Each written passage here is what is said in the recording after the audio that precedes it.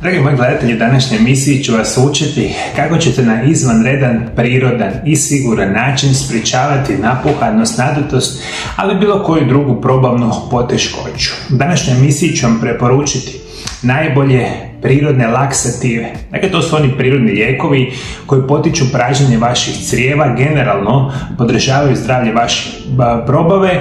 U drugom dijelu emisije ću vam dati jedan specijalan napitak kojeg vi možete piti, pa čak u roku 10 minuta ćete se isprazniti u velikom broju slučajeva i smanjiti onu napuhanost, nadutost, recimo zatvor ili konstipaciju od kojih veliki broj vas pati.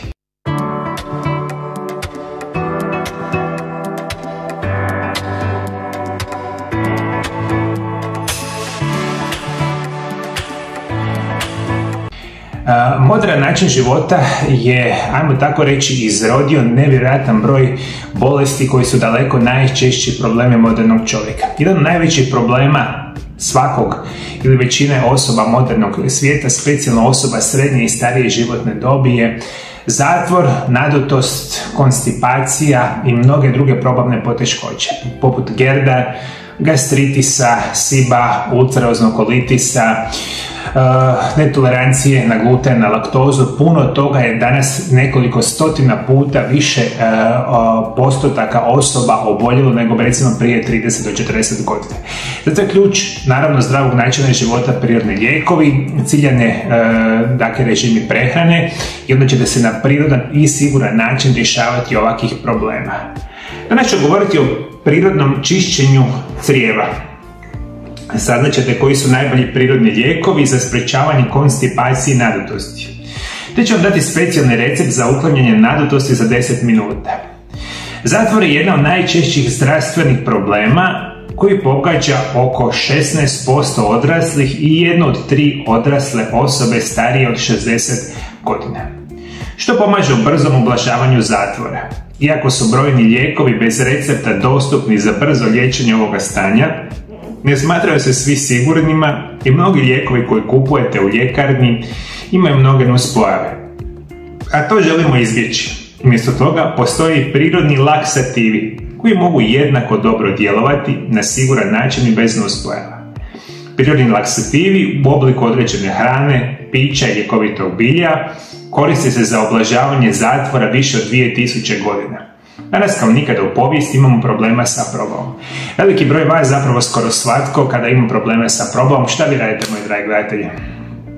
Idete u ljekarnu, trčite, kupovate one otrove koji se nazivaju laksativi. Vi ne znate svaki puta kad uzmete nekakvu kemijsku supstancu da ima more nuspojava, nikad ih ne čitate, jednostavno ste slijepi za ono što se događa i nikada se zapravo niste izliječili. I laksativ nije taj da vam liječi probavne poteškoće nikada, ali što je gore i što ih više uzimate, gomilat ćete puno više drugih problema. Kao što sam malo prije napomenuo. Više od 2000 godina znamo specijalne biljke, jedno isto tako ću vam govoriti u današnjoj emisiji, koji se koriste za probavne poteškoće. I onda nemate problema jer uzimate prirodne lijekove koji nemaju nuspojava. Kemijski lijekovi sa nuspojavama ne želimo uzimati, jer zato želimo živjeti zdravo i želimo uzimati prirodne lijekove koji nemaju nuspojava. Danas na tržištu su dostupni deseci različitih laksativa koji pomažu onima koji često dobivaju zatvor. Sve od biljnih čajeva i tinktura do tableta i klistira. Koji laksativi bez recepta mogu uzrokovati? Važno je shvatiti da laksativi na recept mogu pomoći u rješavanju simptoma zatvora u kratkom roku. Ali oni u konačnici ne rješavaju nikakve temeljne probavne probleme. Zapravo oni mogu još pogoršati problem. Mogu uzrokovati neželjene i opasne nuspojave, pa čak i možete postati ovisni jer se tijelo s vremenom počinje oslanjati na njih kako bi ispravno funkcioniralo. Naša tijela imaju nevjerojatnu prirodnu sposobnost samostalnog čišćenja i detoksikacije, samo trebamo osigurati ispravne hranjive tvari i hidratantne tekućine. Ovo prevedeno vam znači: laksativi, more nuspojava čak mogu izazivati ovisnost, vaš temeljni problem probavnog na duži vremenski period, i kada koristite laksative bez razmišljanja, situacija će praktično uvijek biti sve gora i gora. Naše tijelo je nevjerojatan mehanizam i samo njemu trebamo dati najbolje moguće uvjete i želimo u njega unositi ono što će ga liječiti i poticati bolju funkciju bez da ima nikakvih nuspojava. I mi kada govorimo o konstipacija predstavlja neredovit rad crijeva, te kao takav čest probavni problem. Konstipaciju imate ako idete na zahod, riječ je o 3 puta tjedno, te ako imate tvrdu i suhu stolicu. Zatvor je poremećaj koji je sve učestaliji u zapadnom svijetu. Zbog zatvora se možete općenito osjećati loše, a osim toga zatvor može izazvati i druge bolesti, primjerice hemoroide. Zatvor se najčešće događa kada se stolica kreće presporo kroz probavni trakt, kada nema dovoljno tekućine ili vlaknima bogate hrane u vašoj prehrani. Ili ako mišići debelog crijeva nedovoljno brzo rade kontrakciju koja tjera izmet prema vani. Tada se stolica stvrdne, osuši i prolazi kroz vaše debelo crijevo presporo. I to je uzrok konstipacije. Generalno razmišljamo, svako bi trebao imati minimalno, recimo 1 puta dnevno stolicu, do nekako ok.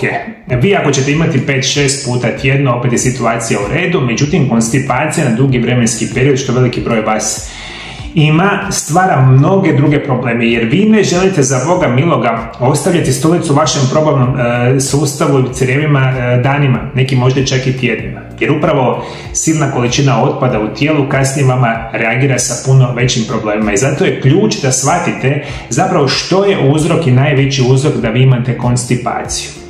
Ovo su glavni uzroki konstipacije: neadekvatan unos tekućine ili dehidracija, nedovoljna količina vlakana u prehrani, odgađanje obavljanja stolice, nedostatak tjelesne aktivnosti, osobito u starijih osoba, upalna bolest crijeva, nagle promjene u načinu života, na primjer putovanje, nova klima, novo podneblje, trudnoća, određene bolesti, kao što su moždani udar, dijabetes, bolesti štitnjače i Parkinsonove bolesti, određeni lijekovi, uključujući lijekovi protiv boli, diuretike i one za liječenje Parkinsonove bolesti, visokog krvnog tlaka i depresije, hormonalni poremećaj, hormoni, gubitak soli u tijelu kroz povraćanje ili proljev, ozljede liječne moždine, što može utjecati na živce koji vode do i iz crijeva. U rijetkim slučajevima zatvor može biti signaliziran ozbiljan problem, na primjer rak debelog crijeva ili autoimuna bolest. Simptomi konstipacije mogu biti osjećaj punoće i pritiska u rektumu, bolno napinjanje i osjećaj tjeranja na pražnjenje crijeva, bol u epigastriju, žgaravica, snažni bolovi u trbuhu, povraćanje, ubrzani rad srca, vrtoglavica, glavobolja, blaga anemija. Simptomi dakle mogu biti specifični i nespecifični, što naravno ovisi i o njihovom intenzitetu, ali i trajanju. Ako lakše simptomi traju duže, vjerojatno je da će se pojaviti teži simptomi vrlo velik, a budući da ovo stanje ima tendenciju se pogoršavati. Ovo vam prevedeno znači, ja sam to možda vama nabrao 20 najučestalijih uzroka konstipacije. Konstipacija kao takva primjerno u najvećem broju slučajeva dolazi radi prehrane, lošeg naravno prehrane, manjka kretanja i korištenja lijekova, pa onda ostale bolesti i ostali problemi mogu biti uzrok ove tegobe. Ono što želite u vaše tijelo je ubacivati specijalne prirodne laksative koje će vam poboljšati, a broj 1 koji ću vam danas reći biti će vlakna. Računajte da vam svaki dan treba 25 do 40 grama vlakana da ne dobijete zatvor. Voće i povrće s visokim udjelom vlakana uključuje avokado, kruške, jagode, zob, jabuke, maline, banane, mrkva cikla, brokula, artičoka, prokulica, leđak, grašak, slanutak. Drugo što vam treba je voda. Prednosti pitke vode su legendarne, ali često zanemarene.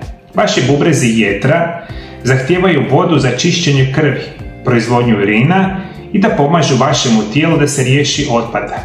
Kada pijete minimalno 2 litre vode dnevno, manja je vjerojatnost da ćete dobiti zatvor ili nadutust.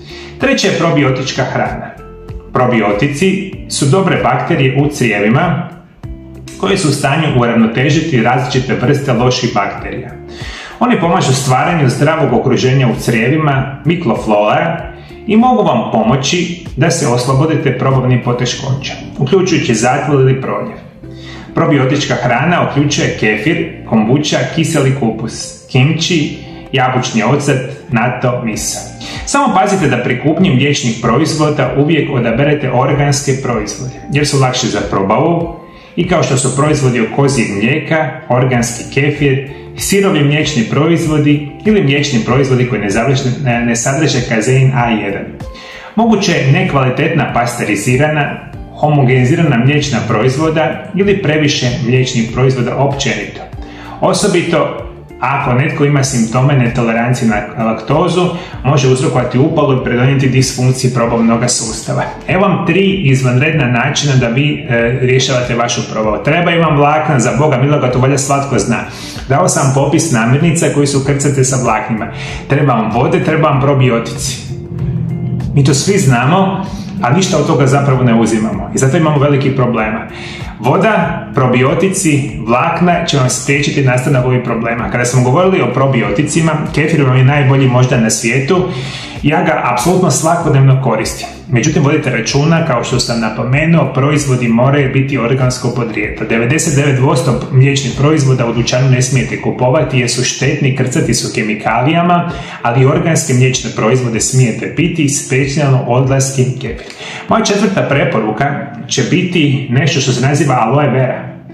Aloe vera je jedan od najstarijih prirodnih laksativa koji postoji.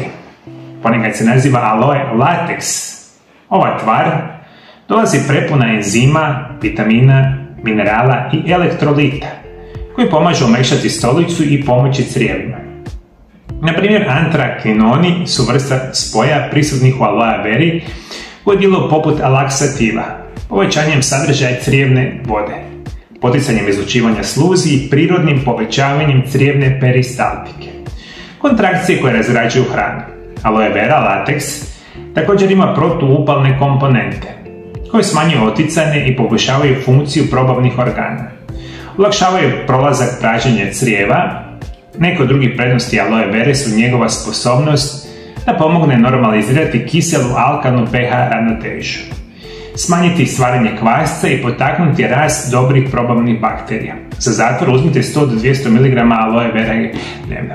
Aloe vera je jedan od genijalnih biljaka, poznajemo preko 2000 godina unatrag, podrijetlom je iz Australije, nevjerojatna biljka za mnoge bolesti. Vi nju vjerojatno znate kao pomoć prilikom kožnih oboljenja, opeklina i drugih situacija, međutim jako mali broj zapravo zna da aloe vera je genijalan način podržavanja naše probave i jačanja našeg imuniteta. Imate kupiti forme kapsule, imate kupiti forme praha, čak imate kupiti i recimo napitke na bazi aloe vera. Ključ kao i uvijek da kupujete organski kvalitetne proizvode, nažalost 95% i više dodataka prehrani, napitaka i sličnoga što vi kupujete su kompletno smeće i neće vam ništa pomoći. Zato veliku i ključnu ulogu u vašem zdravlju imaju medicinski stručnjaci koji znaju koji su najbolji proizvođači dodataka prehrane na svijetu, kao i najbolji proizvođači recimo dodataka prehrane za aloe veru, i kada vi takvu aloe veru uzimate,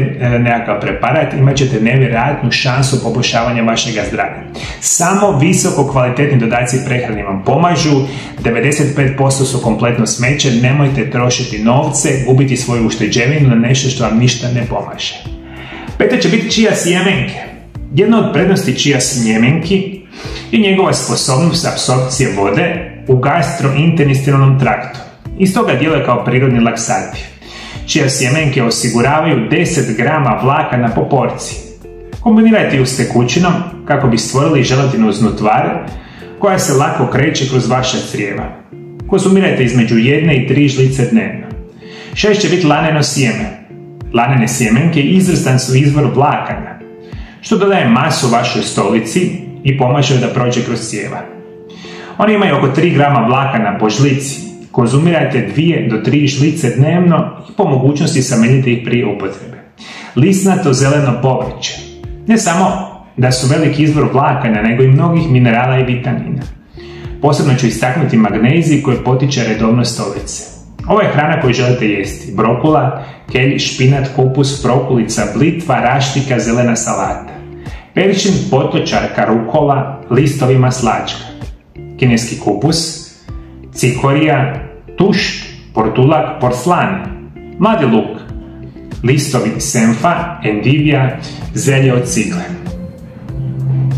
Sve što ne jedemo, sve što mrzimo jeste, mi drage volje ćemo radije otići u dućan, ne znam, brze hrane, restoran brze hrane, naručimo gomilu pomfrija, gomilu, ne znam, hamburgera, kupujemo slatkiše, grickalice i samo jedemo i onda mislimo zašto imamo problema probavnog tipa. Pogledajte, ovdje imate još 20 namirnica koje jedete i koje će vam značajno poboljšati zdravlje i probavu. Čija sjemenke, laneno sjemenke, za Boga miloga je zeleno listnato povrće, najzdravije povrće na svijetu. Jedite zeleno listnato povrće, zašto ga ne jedete?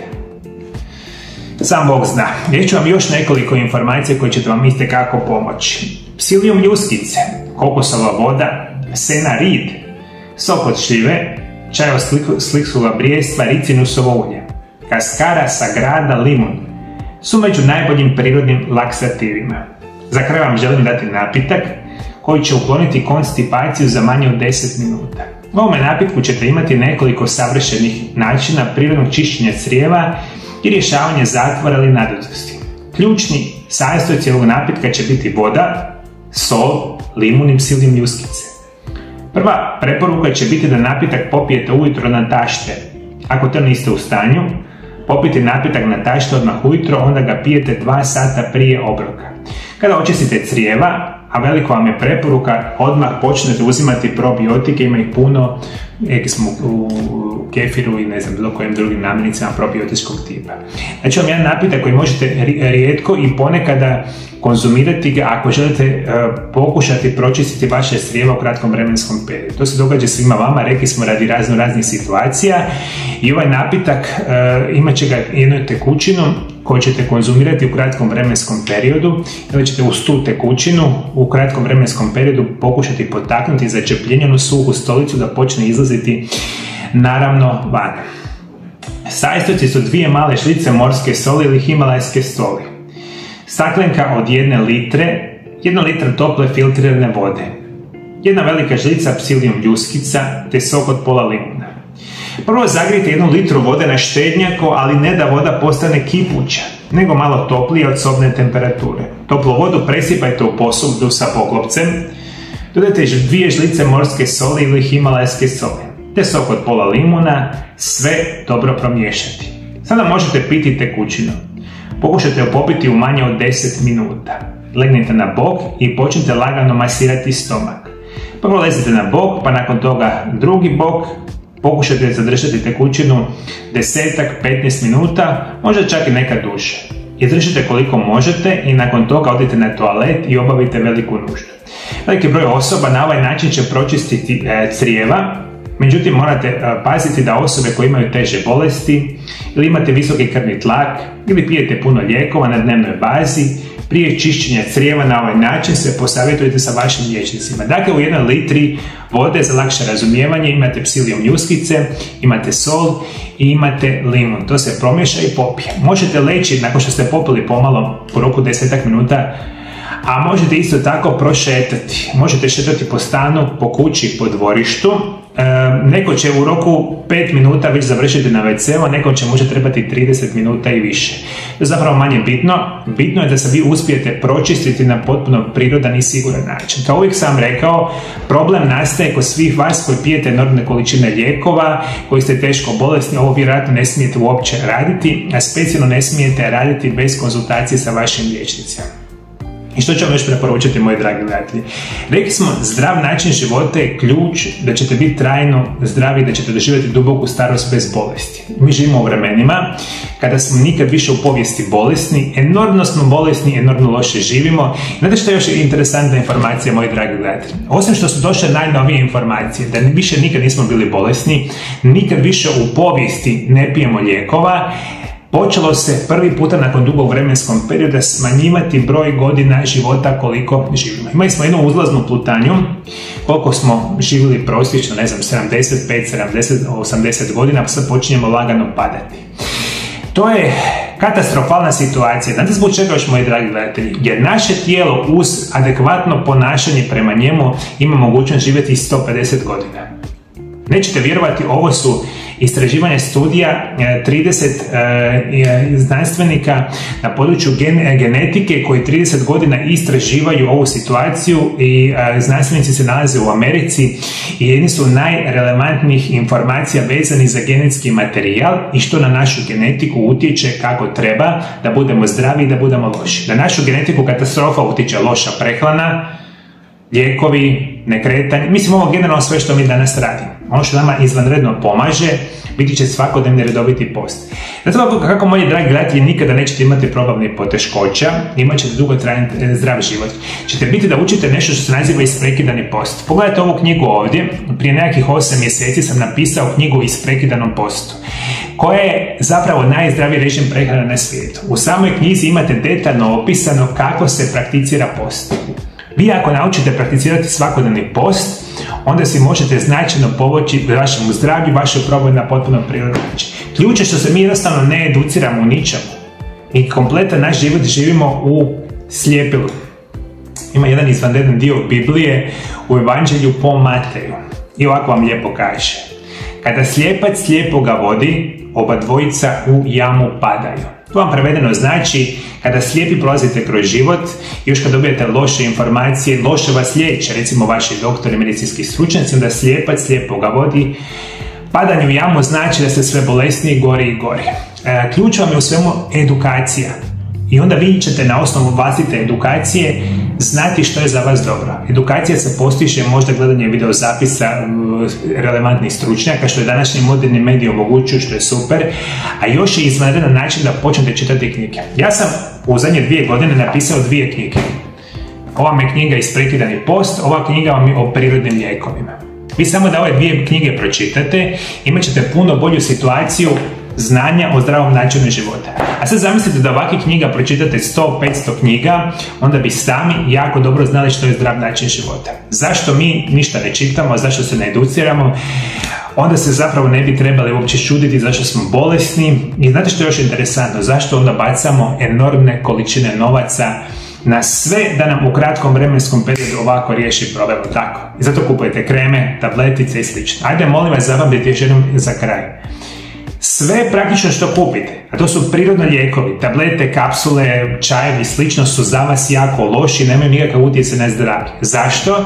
Zato što su to ekstremno loše kvalitete. Nemojte za Boga miloga nasjedati reklamama. Otkad su reklame relevantni izvor informacija za vas? Od pamtivijeka, ali tako? Kad vidite 50. reklamu, onda kažete da kupujete stvari koje nemaju nikakav utjecaj na zdravlje. Ja nakon 25 godina izučavanja prirodnih lijekova znam manju količinu na 30 kompanija na svijetu koji su izvanredni za prirodne lijekove. Ostatak su vam kompletno smeće, a ja bih garantirao 99,9% ne zna koji su prirodni lijekovi koji vam trebaju pomoći. I šta se događa? Neznanju smo, ne učimo, koristimo prirodne lijekove koje nemaju nam nikakav utjecaj na zdravlje i tu smo gdje smo. Moji dragi gledatelji, hvala lijepo što me pratite. Pratite me i dalje. Bog vas blagoslovio. Bog blagoslovio vašu obitelj. Vidimo se drugi puta. Lijepi pozdrav.